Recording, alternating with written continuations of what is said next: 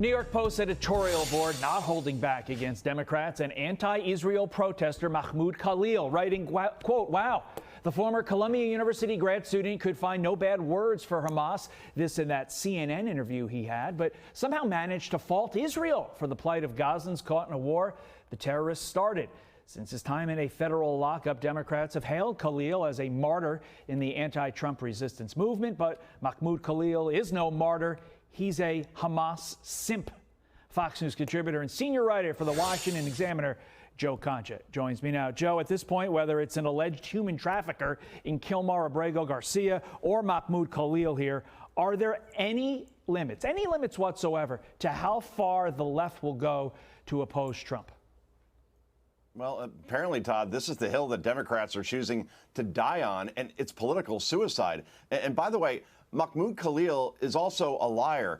During that CNN interview, he claimed that 260 Palestinians were killed by Israel on October 6th, one day before Hamas brutally murdered more than 1,200 innocent and defenseless people on October 7th.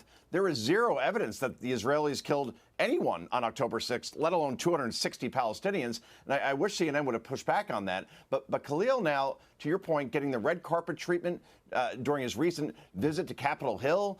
We had Stephen Colbert favorite, Senator Bernie Sanders of Vermont, who last check is Jewish, along with Rashida Tlaib, Ilhan Omar, all welcoming him with open arms in Washington this week, while somehow claiming that Khalil is somehow a victim, despite him turning Columbia University into a profoundly uninhabitable place for Jewish students and pushing his pro-Hamas rhetoric. So, look, this is a person who is a terrorist sympathizer, and Secretary of State Marco Rubio was 100% right. He has no business being in this country. He should have been deported, but, of course, we have judges that think otherwise, and here we are. But Columbia is now paying for protecting somebody like this $200 million, to your point. Yeah, and combine what you just said with the numbers that Cheryl just reported, and it's clear where the Democrat Party is headed, and that is an interesting and many would argue a very frightening place.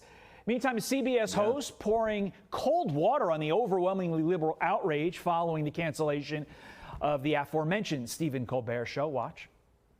The business is broken, and what no one seems to acknowledge is that the politics also changed. The business changed, and so did the politics, and it got way more one-sided than anything Johnny Carson was ever doing.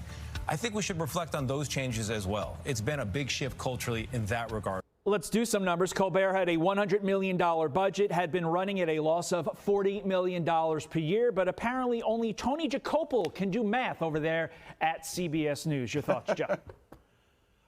You know, Tony Jacopel is an anomaly over at CBS News, and this